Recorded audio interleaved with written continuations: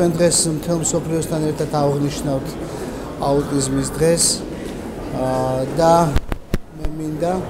მადლობა უთხრა ყველა იმ ადამიანს, ვინც მონაწილეობა მიიღო ამ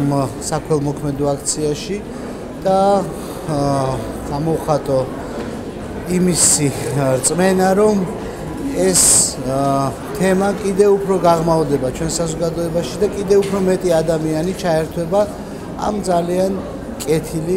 საქმის განხორციელებაში.